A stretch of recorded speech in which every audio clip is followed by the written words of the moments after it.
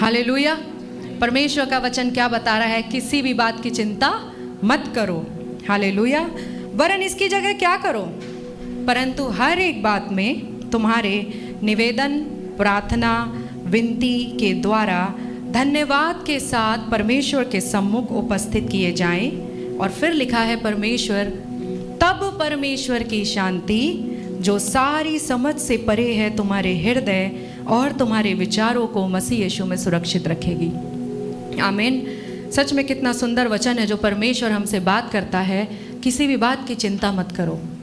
यहाँ पर परमेश्वर ने ये नहीं लिखा कि इस बात की चिंता कर सकते हैं, इस बात की चिंता नहीं कर सकते हैं बच्चों की। लेकिन अगर यहाँ लिखे किसी भी बात, जिसमें क्या जाता है, बच्चों की चिंता मत करो, पैसे की चिंता मत करो, घर परिवार की चिंता मत करो, रिश्तों की चिंता मत करो। लेकिन इसका मतलब ये नहीं होता कि जिम्मेदारियां छोड़ दें और कहें अरे प्रभु चिंता मत करो। इसका अर्थ वो नहीं है।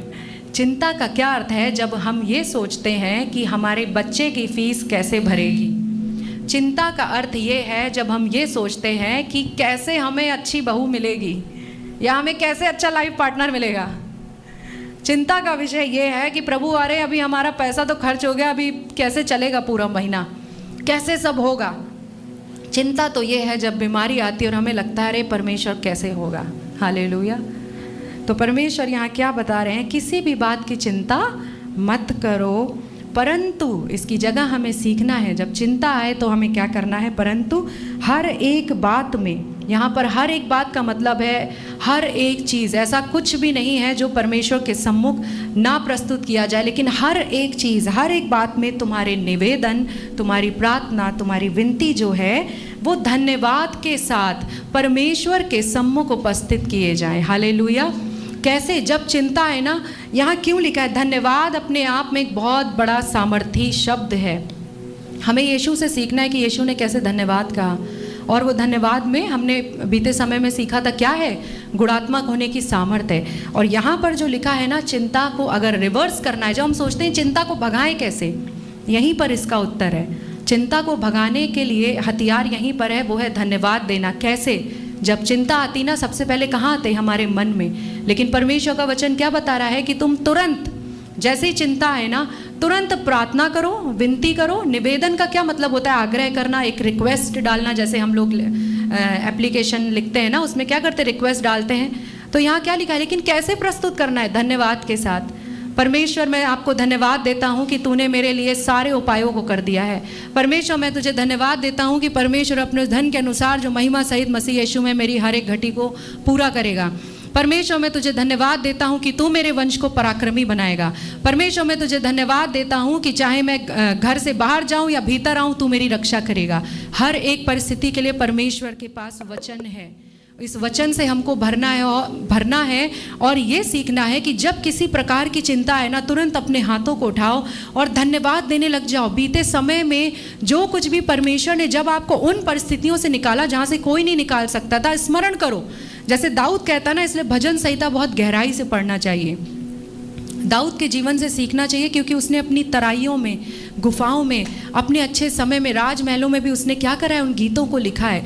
वो गीत क्या है? उसके हृदय के उंडेले हुए शब्द हैं। वो कैसे कहता है कि परमेश्वर मैं तेरे कार्यों की चर्चा करता रहता हूँ, मैं स्मरण कर करके यहोवा का धन्यवाद देता हूँ। तो जब आपके सामने जब चिंता है ना, उसको रिवर्स कैसे करना आत्मिक क्षेत्र में?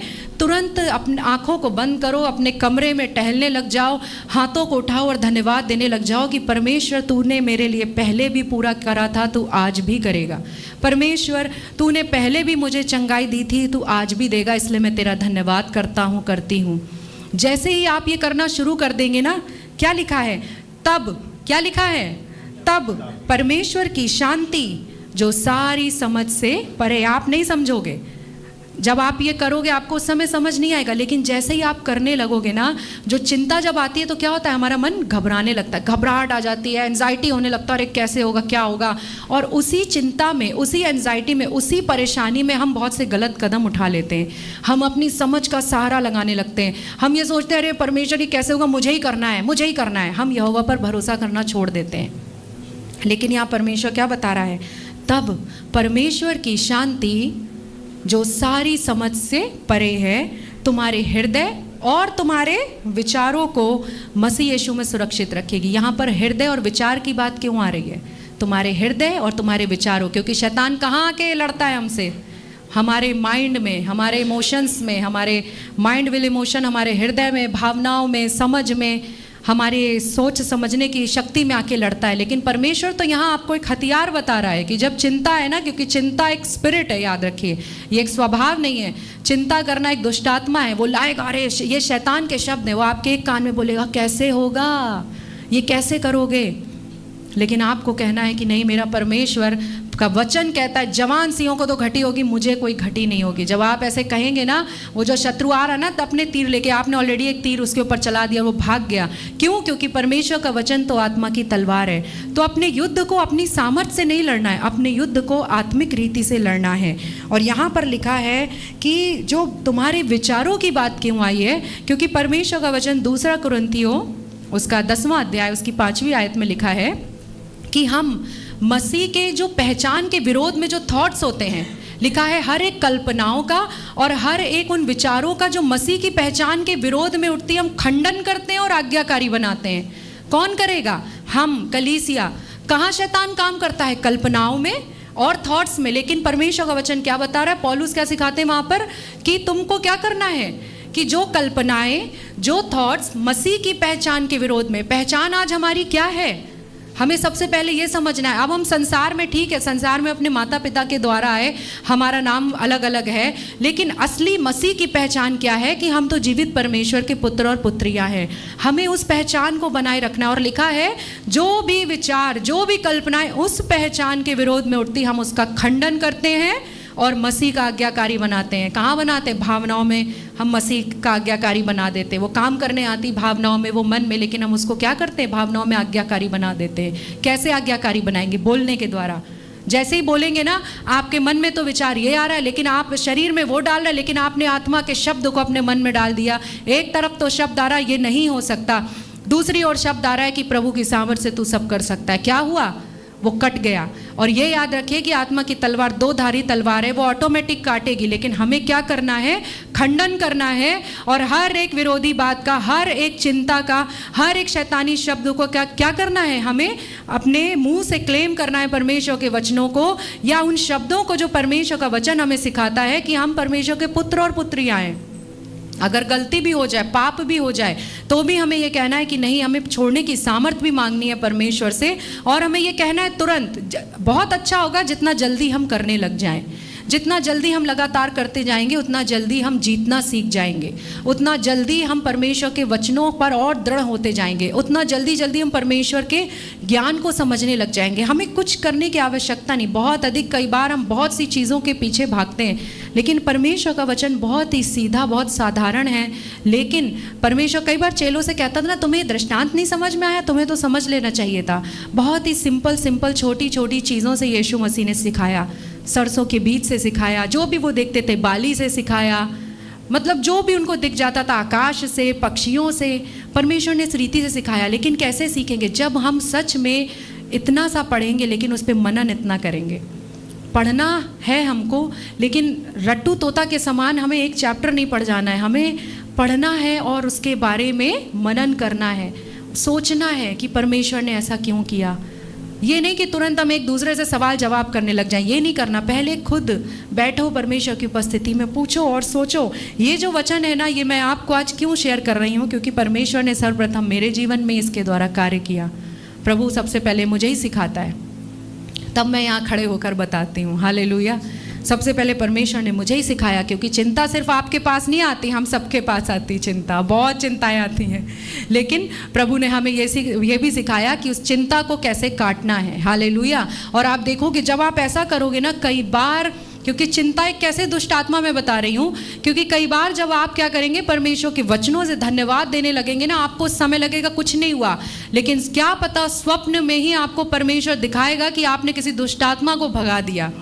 और वो दुष्ट आत्मा कोई और नहीं, आप जो चिंता कर रहे थे, क्या, क्योंकि होता है ना, कई लोगों को आप नाम देते हैं, अरे चिंतामणि है, ये नाम देते हैं ना, हमने सुना है ये संसार में ये शब्द चिंतामणि है। क्यों दे दिया चिंतामणि नाम? क्योंकि वो बहुत चिंता करता है।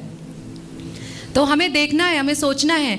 और सच में ये दुष्टात्मा है, हमें इस वचन में देखना है तरह तरह की दुष्टात्माएं बीमारी की होती हैं, तरह तरह के थॉट्स की होती हैं, व्यभिचार की होती है। उसी प्रकार चिंता एक दुष्टात्मा है। और जब हम चिंता करते हैं, परमेश्वर का वचन ये बताता है तुम पाप करते हो, इसलिए हमें चिंता नहीं करनी है। हमें यहोवा पर संपूर्ण मन से भरोसा रखना है, ये परमेश्वर की आज्ञा है।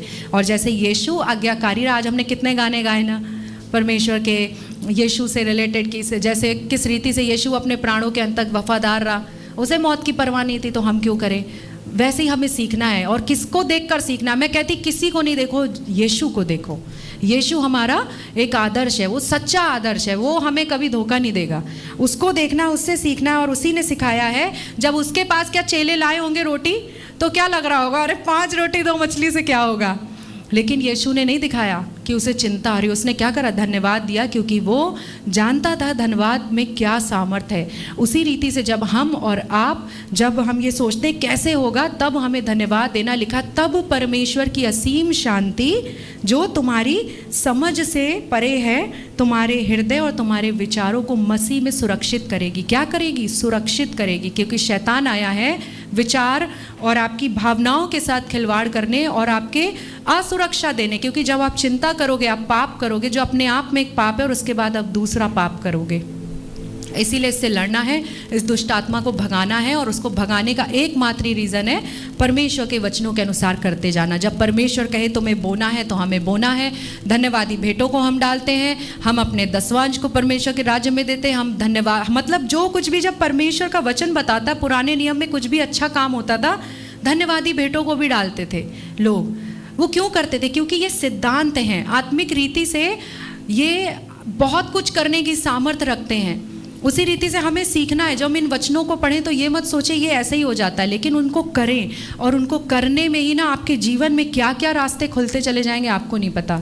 जैसे पास्टर जी ने लास्ट 2 संडे पहले बोला था कि हमें चर्च में AC लगाना है। क्या हमारे पास उस समय पैसा था? 1 रुपये नहीं था, 1 रुपये भी नहीं था कि हम उस चीज़ के बारे में सोच सके। लेकिन उन्होंने क्या करा? विश्वास से घोषणा करी, बोल दिया।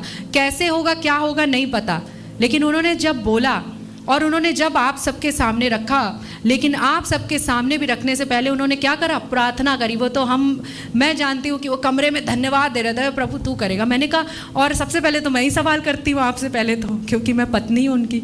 मैंने कहा आपने बोल तो दिया, कहाँ से करेंगे? कह रहे परमेश्वर करेगा। मैंने तो बोल दिया, मेरा काम नहीं है, मेरा प्रभु करेगा। मैंने अपनी इच्छा को रख दिया प्रभु के आगे।